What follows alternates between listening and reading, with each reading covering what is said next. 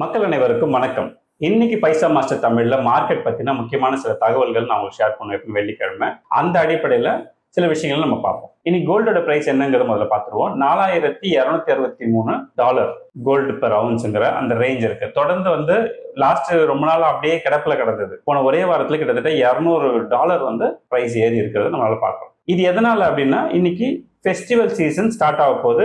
Not only in India, entire குளோப்ல பார்க்கும்பொழுது ஆகஸ்டுக்கு மேல பல ஃபெஸ்டிவல்ஸ் ஸ்டார்ட் ஆகும். ரெண்டாவது ரீசன் என்னன்னா, எக்ஸாக்டா இப்ப நம்ம கிட்ட டேட்டா இல்லை. அதாவது போன வாரம் எந்தெந்த கண்ட்ரீஸ் எல்லாம் எவ்வளவு வாங்கினாங்க அப்படிங்கிற டேட்டா இல்லை. போன half yearly January to June வரைக்கும் எவ்வளவு பிசினஸ் நடந்திருக்கு, இல்லைன்னா ஏப்ரல் டு ஜூன் வரைக்குமே எவ்வளவு பண்ணியிருக்காங்க அப்படிங்கிறத பார்க்கும்போது, போலந்து போன ஜனவரி டு ஜூனுக்குள்ளவே 82 டன் வாங்கியிருக்காங்க. அந்த 82 டன்னுல போன செகண்ட் குவார்டர்ல மட்டுமே என்ன பண்ணிருக்காங்கன்னா 51 டன் இருக்கு. 82ல 51 இங்கேயே இருக்கு. அப்ப எது அதிகம்? Last quarter. எஸ். அதே மாதிரி சீனாவும் என்ன பண்ணிருக்காங்க அப்படின்னு கவனிங்க. இவங்களுமே 40 டன் கன்சிடர் பண்ணிருக்காங்க போன 6 மாசத்துல. அதுல முக்கியமா 33 டன்னை எப்ப கன்சிடர் பண்ணிருக்காங்க? ஏப்ரல் டு ஜூன்ல கன்சிடர் பண்ணிருக்காங்க. அப்போ அது ஒரு ரீசன்.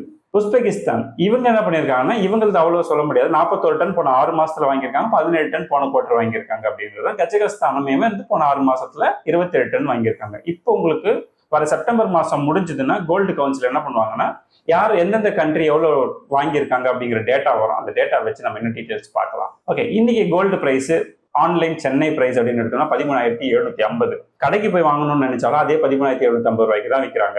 இப்போ இந்த ரெண்டுமே எப்பவுமே சேமா இருக்கும்போது மார்க்கெட்ல பிரைஸ் ஷார்ட் டேர்ம்ல சொல்றேன் இன்க்ரீஸ் ஆகிறதுக்கு வாய்ப்பு இருக்குன்னு பொழுது தான் என்ன பண்ணுவாங்கன்னா, மோஸ்ட்லி கடைக்கும் மார்க்கெட்டுக்கும் அந்த ஆன்லைனுக்கும் வித்தியாசம் ரொம்ப கம்மியா இருக்கும்.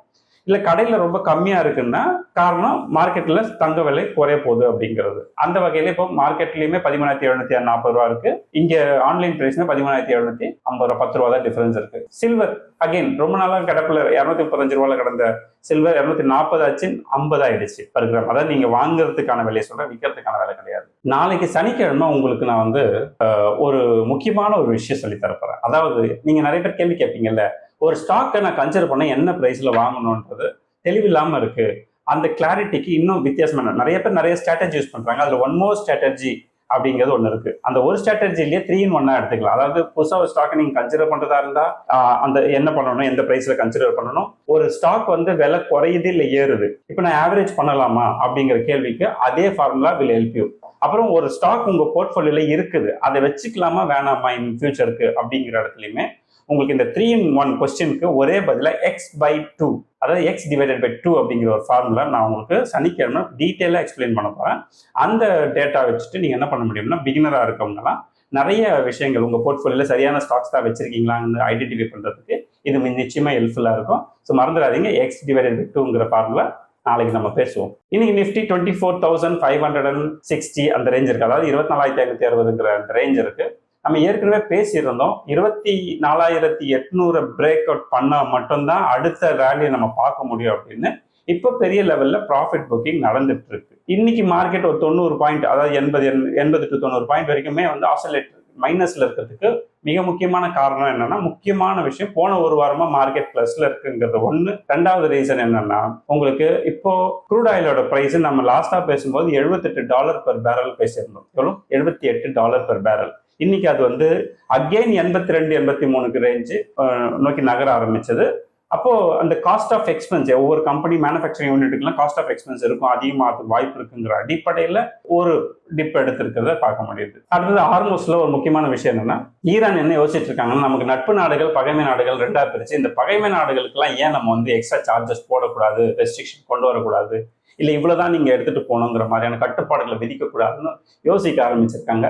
பட் அது என்னதான் அவங்களுக்கு பகை நாடா இருந்தாலும் கூட ஒன்ஸ் அகெயின் இவங்களோட பகை நாடுகள் இவங்களோட நட்பு நாடுகளோட கம்பேர் பண்ணும்போது அவங்க நட்பா கூட இருக்கலாம். அப்போ இம்போர்ட் எக்ஸ்போர்ட்ல அதாவது நட்பு நாடுகள் கூட பாதிக்கப்படுறதுக்கு வாய்ப்பு இருக்குங்கிறதுனால இதை யாரும் அலோவ் பண்ண மாட்டாங்க. ஜஸ்ட் அவங்களோட தாட் ப்ராசஸ் என்னங்கிறது நம்மளால புரிஞ்சுக்க முடியுது. அவங்க ஏன் இந்த மாதிரி போடக்கூடாதுன்றாங்க. அப்போ இன்வெஸ்டர்ஸ்க்கு மத்தியிலுமே ஒரு ரிஸ்க் இருக்கு அப்படிங்கிறத பார்க்க முடியுது. இப்ப இருக்கிற நிஃப்டி இந்த 24,560ங்கிறதுல நமக்கு எங்க பிரேக் அவுட் பிரேக் டவுன் இருக்கு அப்படின்னு ஒரு தடவை பார்த்துருவோம். இப்போ நான் அதே தான் சொல்றேன். 24,750 800க்குள்ள ஸ்ட்ராங்கான பிரேக் அவுட் இருந்ததுன்னா ஒரு பெரிய ரேலியை நீங்க பார்க்கலாம். அதே மாதிரி பாட்டம் லைன் அப்படின்னு பார்க்கும்போது பிரேக் டவுன் 24,400க்கு 400ல ஒரு பெரிய கேண்டில் உங்களுக்கு வந்து பேரிஷ் கேண்டில் உட்கார்ந்ததுன்னா அகைன் இது வந்து 24,000 போய் டச் பண்ணிடும். ஜியோ பிளாக் ராக் என்ன பண்ணியிருக்காங்க, நிஃப்டி 50 NFO லான்ச் பண்ணியிருக்காங்க அப்படிங்கிறது அது ஓரளவுக்கு மக்கள் மத்தியில் பாசிட்டிவாகவும் இருக்கு. அவங்க என்ன பண்றாங்கன்னா அதிகமான சப்போர்ட் எதுக்கு கொடுக்குறாங்க அப்படிங்கிறது இப்போ இருக்க நிஃப்டிக்கு டைரக்ட் வெயிட்டேஜ் கொடுக்காம அவங்க வேற மாதிரி ஒரு ஸ்ட்ராட்டஜி பிளான் பண்றாங்க. எப்படின்னா ட்ரெண்டிங் ஸ்டாக் அப்கமிங் இதுல என்னென்னலாம் ஸ்டாக்ஸ் வந்து ட்ரெண்டிங்ல இருக்குன்னு ஐடென்டிஃபை பண்ணி அதுக்கு கொஞ்சம் அதிகமான முக்கியத்துவத்தையும் கொஞ்சம் வீக்கானது இருக்கும் இல்லையா, அந்த மாதிரியான ஸ்டாக் எல்லாம் என்ன பண்றாங்கன்னாக்கா பாட்டம் லைன்ல தள்ளி இருக்காங்க. அதாவது கம்மியான வெயிட்டேஜ் கொடுக்கறதா 1% கீழே அதோட ஹோல்டிங்ஸ் மெயின்டைன் பண்ணணும் அப்படிங்கிற மாதிரி ஒரு ஸ்ட்ராட்டஜி பிளான் பண்ணியிருக்காங்க. அந்த பிளானோட கூட உங்களுக்கு இப்போ பாருங்க, அந்த கம்பெனியோடைய மியூச்சுவல் ஃபண்ட் கம்பெனி எடுத்துங்க, அதே கம்பெனியோட மியூச்சுவல் ஃபண்ட் நிஃப்டி 50 அதை எடுத்து காட்டுறவங்களுக்கு இதோடைய எக்ஸ்பென்ஸ் ரேஷியோ 0.37. ஓகேங்களா, ஓரளவுக்கு இது வந்து ஒரு பெட்டரான. இப்போ ஏன் நான் வந்து இதை கன்சிடர் பண்ணணும், ஜியோ பிளாக் ராக்கை நான் ஏன் கன்சிடர் பண்ணணும்னா கம்பேரிட்டிவ்லி மற்ற இடங்கள்ல 0.4 இருக்கு, 0.6 இருக்கு, 8 இருக்கு. அதோட கம்பேர் பண்ணும்போது எனக்கு 0.37 ரொம்ப கம்மி. எப்படி நம்ம காரணத்தோட உள்ள வரமோ அதே மாதிரி நிஃப்டி 50ங்கிற இடிஎஃப்க்கும் கூட அவங்க எக்ஸ்பென்ஸ் ரேஷியோவை குறைக்கிறதா தான் மென்ஷன் பண்ணியிருக்காங்க. நீங்க அந்த என்ன ஃபார்ம்ல பார்த்தீங்கன்னா உங்களுக்கு புரியும். ஓகே, இதெல்லாம் தான் இவங்களுடைய ஸ்ட்ராட்டஜி. இப்போ நம்மளுடைய இந்தியன் கவர்மெண்ட் இன்ட்ரெஸ்ட் ரேட்டை ஏற்றவும் போறதில்லை இறக்கவும் போறதில்லைன்னு ஒரு கமிட்மெண்ட் வந்தாங்க. ஆனா இப்போ நடக்கிறது என்னன்னா இன்ஃபிளேஷன் தான் கட்டுப்பாட்டில் தானே இருக்கு. கோயிங் ஃபார்வர்டு இது கொஞ்சம் குறையறது கூட வாய்ப்பு இருக்கு. ஏன் நாம வந்து இன்ட்ரெஸ்ட் ரேட்டை 0.25 குறைக்க கூடாது அப்படிங்கிற மூடுக்கு இந்தியன் கவர்மெண்ட் வந்திருக்காங்க. நான் என்ன நினைச்சேன்னா 0.25 ஏற்றுவாங்க, அக்டோபர் நவம்பருக்கு மேலே ஏற்றுவாங்க அப்படின்னு நான் ஒரு ஐடியாவில் இருந்தேன். பட் இவங்க என்ன சொல்ல வராங்கன்னா 0.25 ஏன் குறைக்க கூடாதுங்கிற அந்த மைண்ட் செட்டுக்கு வந்திருக்காங்க. இப்படி ஒரு வேலை நடந்ததுன்னா என்ன நடக்கும்னா இம்மீடியட் ரியாக்ஷனா உங்களுக்கு ஸ்டாக் மார்க்கெட் இன்னும் மேலே ஏறும். இன்னொரு 500 பாயிண்ட்ஸ்லேருந்து 600 பாயிண்ட்ஸ் மேலே ஏறும் 0.25 குறைச்சாங்கன்னா கூட. ஏன்னா நிறைய பேர் டெபாசிட்ஸை நோக்கி நகர்ந்துட்டு இருக்காங்க இல்லையா, அதோடைய ப்ரொபோசிஷன் கொஞ்சம் குறையும். அப்போ குறையும் போது ஆட்டோமேட்டிக்காக எங்கே உட்காரும்னு பார்த்தீங்கன்னா ஸ்டாக் மார்க்கெட்டுக்குள்ள தான் வந்து உட்காரும். அதுக்கான வாய்ப்புகள் இருப்பதாக தெரிகிறது. Q1 ரிசல்ட் நிறைய கம்பெனி இப்போ கொடுத்துருக்காங்க.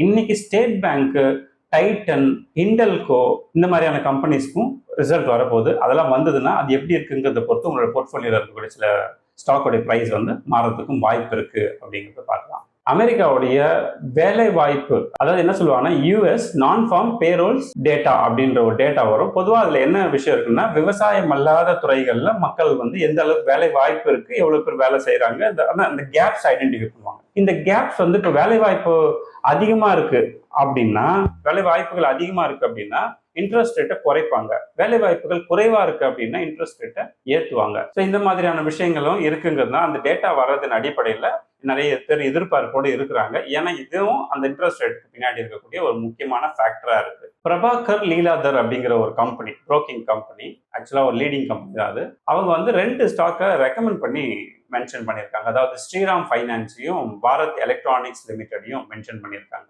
பட் இது வந்து அவங்க சொல்லக்கூடிய ரெக்கமெண்டேஷன், நம்ம எதுவும் கமிட்மெண்ட் கொடுக்கல. பட் எதன் அடிப்படையில் கால்குலேட் பண்றாங்கன்னு உங்களுக்கு நான் இப்போ சொன்னேன் இல்லையா, X/2ன்னு ஒரு ஃபார்முலா இருக்கு. அந்த X/2 ஃபார்முலா அப்ளை பண்ணி அந்த ஃபார்முலாவுடைய அடிப்படையில் நம்ம இந்த ஷேரை கன்சிடர் பண்ணலாமா வேணாமான்னு அப்போ நான் நாளைக்கு உங்களுக்கு அதை சொல்லித்தரேன்னு சொல்லியிருக்கேன். பட் எனிவே நான் கண்டிப்பாக இந்த 2 கம்பெனியுமே மென்ஷன் பண்ணி உங்களுக்கு அதை சொல்லித்தரேன். ஓகேங்களா, ஸோ நம்ம முடிவு பண்ணுறதுக்கு ஈஸியாக இருக்கும். இன்னைக்கு பாசிட்டிவ் செக்டர்ஸ்ன்னு பார்த்தோம்னா ஐடி, அப்புறம் பிஎஸ்சி பேங்க்ஸ், ரியல் எஸ்டேட் இதெல்லாம் இன்னைக்கு ஓரளவுக்கு பாசிட்டிவாக தெரியுது. பட் நெகட்டிவ் அப்படின்னு எடுத்துக்கிட்டோம்னா யாருக்குன்னு private banks and automobile. Private bank profit புக்கிங்காக நடந்துட்டு இருக்கு. ஆட்டோமொபைல்ஸ்ல ப்ராப்ளம், இந்த க்ரூட் ஆயில் பிரைஸ் ஒரு $5-6 இன்க்ரீஸ் ஆனது முக்கியமான காரணமா இருக்கு. இன்னைக்கு இன்னொரு ரொம்ப முக்கியமானது இந்த சீமென்ஸ் எனர்ஜி இந்தியாங்கிற கம்பெனியோட ஷேர் பிரைஸ் கிட்டத்தட்ட 12% மேல இன்க்ரீஸ் ஆயிருந்தது. ஹை வால்யூம், எப்போ இல்லாத அளவுக்கான வால்யூமும் நடந்ததை நம்மளால பார்க்க முடியுது. இது எதனால அப்படின்னா அந்த கம்பெனியோட இயர் ஆன் இயர் growth இந்த குவார்டர் ரிசல்ட் வந்து Q1 ரிசல்ட் அதுல 40% இன்க்ரீஸ் ஆயிருந்தது. நம்ம நார்மலா 15%ங்கிறது கன்சிஸ்டன்சி எதிர்பார்ப்போம். பட் இதுல வந்து 40% இன்க்ரீஸ் ஆயிருக்கு.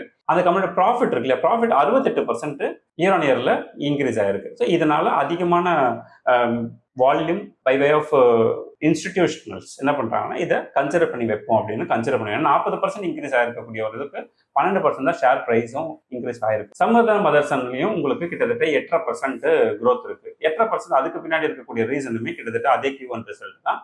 இது வரைக்குமே அவங்க அச்சீவ் பண்ணாத மிகப்பெரிய டால் ரெவென்யூ அப்படின்னு பார்த்தோம்னா 35,244 கோடிங்கிற Q1 இதுதான் அதிகம். டோட்டல் ரெவென்யூல 17% இம்ப்ரூவ்மெண்ட்டும் பிளஸ் நெட் ப்ராஃபிட்ல அரௌண்ட் 100%, 95%க்கு மேல எடுத்திருக்காங்க. ஏன்னா இதுக்கு முன்னாடி 606 கோடி தான் இருந்து, போன ஜூன் 606 கோடி இருந்தது, இப்போ 1076 கோடி ஆயிருக்கு. அப்போ இதுவும் ஒரு முக்கியமான காரணம். பிரிட்டானியா அந்த மெயின் டைம் அவங்களுமே என்ன பண்ணியிருக்காங்கனாக்க கிட்டத்தட்ட 8% சேல்ஸ்ல growth காட்டியிருக்காங்க. இந்த 8% growthங்கிறது உண்மையிலேயே ஒரு எஃப்எம்சிஜி மாதிரியான சூழ்நிலைக்கு பாசிட்டிவான ரிசல்ட்டா இருக்கும். அதனால அதுவுமே ஒரு 3.5% இன்க்ரீஸ் ஆயிருக்கு. ரைட். இப்போ நெகட்டிவா போன சில நிறுவனங்கள்ல முக்கியமான பெரிய நிறுவனம் யாருன்னா பஜாஜ் ஃபைனான்ஸ் அண்ட் பஜாஜ் ஃபின்சர்வ். இந்த 2 கம்பெனியும் இந்த இன்ட்ரெஸ்ட் ரேட் ஒருவேளை எதிர்காலத்துல குறைப்பாங்க அப்படிங்கிற மாதிரியான விஷயங்களா இருக்குமா, இல்லை ஏற்றுவாங்க, ஏதோ அந்த சேஞ்சஸ் நடந்ததுன்னா என்ன ஆகும் அப்படிங்கிற அடிப்படையில் இவங்களோட லோன் புக்கும் அஃபெக்ட் ஆகுது சான்ஸ் இருக்கு இல்லையா. ஸோ அந்த அடிப்படையில் என்ன நடக்குதுன்னா இந்த ஷேரோட ப்ரைஸை ஓரளவுக்கு குறைச்சிருக்காங்க. கிட்டத்தட்ட 4.5% இன்னைக்கு மட்டுமே குறைச்சிருக்காங்க. ஸோ பஜாஜ் ஃபைனான்ஸோட பேரண்ட் கம்பெனியா இருக்கக்கூடிய பஜாஜ் ஃபின்சர்வ் அதுலயும் இந்த ரிஃப்ளெக்ஷன் இருந்ததுனால 3.25% அந்த ஷேர் பிரைஸும் குறைஞ்சிருக்கு. டாடா கேபிட்டலும் மீன் டைம் இதே சேம் ரீசனும் இருக்கு. அதுக்கடுத்து இந்த கம்பெனி டாடா கேபிட்டலுக்கு வந்து டவுன் கிரேடிங் கொடுத்துருக்காங்க அப்படிங்கிறத நம்ம பார்க்குறோம். அதனால இது ஒரு 3.5%. சோழமண்டலம் ஃபைனான்ஸ் அதுவுமே ஒரு 1.2% குறைஞ்சிருக்கு. ட்ரெண்ட் எக்ஸாக்ட்லி இதை ரொம்ப முக்கியமாக நான் பேசணும்னு நினைச்சிட்டு இருந்தேன். ட்ரெண்ட்ல வந்து குவார்டர்லி போன 6-7 குவார்டரா பார்த்தோம்னா பெரிய அளவுக்கு மாற்றங்கள் இல்லை. இப்போ 5 வருஷமா இந்த கம்பெனியோட சேல்ஸ் அண்ட் நெட் ப்ராஃபிட் எப்படி வளர்ந்ததோ அந்த வேகம்லாம் குறைஞ்சு நார்மலைஸ் ஆயிடுச்சோ அப்படிங்கிற காரணம். அப்போ வேகமா ஒரு கம்பெனி வளருது அப்படின்னும் பொழுது ஆப்வியஸா என்ன நடக்கும்னா அதோட பிஇ எக்ஸாம்பிள்ஸா இருக்கும். இன்னைக்கு வந்து 88-90 பிஇ இருக்கு ட்ரெண்டுக்கு. இந்த பிஇல இருக்கக்கூடிய சூழ்நிலை லாஸ்ட் கப்புள் ஆஃப் வீக்ஸாவே இது ஒரு கொஞ்சம் ஒரு 10% இன்க்ரீஸ் ஆயிருக்குன்னு வச்சுக்கோமே. இப்ப நிறைய பேர் என்ன நினைக்கிறாங்கன்னா இந்த சமயத்துல அழகா வெளியே வந்துடலாமா, ஏன்னா அடுத்த 5 வருஷம் இந்த கம்பெனி இந்த அளவுக்கு என்னதான் ஃபண்டமெண்டல் வளர்ந்தா கூட ஷேர் பிரைஸ் வளருங்கிறதுக்கான அந்த கான்ஃபிடன்ஸை வந்து மிஸ் பண்ணுது. ஸோ இதோட ஆவரேஜ் பி என்ன இருக்கலாம்னா அரௌண்ட் ஒரு 50 இருக்கலாம். இன்னைக்கு இருக்கிற நிலைமைக்கு பார்க்கும்போது 50 இருக்கலாம். அப்போ நாளைக்கே மார்க்கெட் வந்து கீழே விழுந்துருமானா நாளைக்கு மார்க்கெட் கீழே விழாது. லாஸ்ட் டைம் நீங்க கவனிச்சிருப்பீங்க ஹிந்துஸ்தான் யூனிலிவர் அது என்ன ஆச்சு, ஓவரா வளர்ந்தது ஷேர் பிரைஸ். அதுக்கப்புறம் என்ன ஆச்சுனாக்கா உங்களுக்கு போன 5 வருஷமா சைடுவே எடுத்து உட்காந்துருக்கு. இத்தனைக்கும் அந்த கம்பெனியோட இயர் ஆன் இயர் growth இருந்துட்டு தான் இருக்கு. இருந்தா கூட அது பி வந்து அப்போ அதிகமா போயிட்டதுனால அதை நார்மலைஸ் பண்ற வரைக்கும் அது என்ன ஆகும்னா அது ஃபண்டமெண்டல் வளர வரைக்கும் ஷேர் பிரைஸ் எந்த சேஞ்சஸ் இல்லாம அப்படியே கிடக்கிறதுக்கு வாய்ப்பு இருக்கு. ப்ரொவைடட் ஏதாவது எக்ஸ்பான்ஷன் வரும்னா மட்டும்தான் பிரைஸ் மேல நோக்கி நகரும். அதே மாதிரி தான் இந்த ட்ரெண்டுமே எக்ஸ்பான்ஷன் நோக்கி பெரிய அளவுக்கு நகருங்கிற கான்ஃபிடன்ஸை இப்போ இன்வெஸ்டர் மத்தியில இல்லை என்பதால் இதுல கூட நிறைய பேர் வந்து எக்ஸிட் கொடுத்துட்டு இருக்காங்க. ஏன்னா 90ங்கிற பிலாம் ரொம்ப அதிகம் தான் இந்த மாதிரி கேஸ்ல சொல்றேன். இப்போ ஒரு கோல்டு கம்பெனில கூட ஒரு நம்பிக்கை வைக்க முடியும், ஆனா அதுலயே பார்த்தோம்னா 40ல இருந்து 50 தான் இருக்கு. இது ரொம்ப அதிகங்கிறத மக்கள் ஃபீல் பண்றாங்க. யூஎஸ் ஸ்டாக் மார்க்கெட்லயுமே இந்த கச்சா எண்ணெயோட $5 இன்க்ரீஸ் ஆச்சுல அந்த பிரச்சனை ரிஃப்ளெக்ட் ஆச்சு. 460 பாயிண்ட் கீழே விழுது அப்படின்னா ஆப்வியஸா அதுக்கு பின்னாடி இருக்கக்கூடிய முக்கியமான காரணம் பிரெண்ட் க்ரூட் ஆயிலோடைய பிரைஸ் ஏறினது தான் காரணமா இருக்கு. அதுக்கடுத்து பலண்டியர் டெக்னாலஜிஸ் பார்த்தோம். அது வந்து ஒரே நாள்ல 30% ஷேர் பிரைஸ் ஏறிச்சு. $125 இருந்த ஷேர் பிரைஸ் கிட்டத்தட்ட 160 ஆச்சு. அகைன் இப்போ நேத்திக்கு ஒரு 1.5% மட்டுமே கொஞ்சம் ஸ்லெட்ஜ் ஆகி நிக்குது. அவ்வளவுதான், மைனஸ் ஆகி நிக்குது. ஸ்பேஸ்எக்ஸ்ல முக்கியமான விஷயம் என்னன்னா இப்போ ஐபிஓல நிறைய பேருக்கு ஷேர் அலாட் பண்ணிருப்பாங்க. யாருக்கு? எம்ப்ளாயிஸ்க்கு அலாட் பண்ண ஷேர் அவங்களால ஒரு குறிப்பிட்ட நாளைக்கு விற்க முடியாது. அந்த லாக்இன் பீரியட் இன்றோடு முடிவடைகிறது.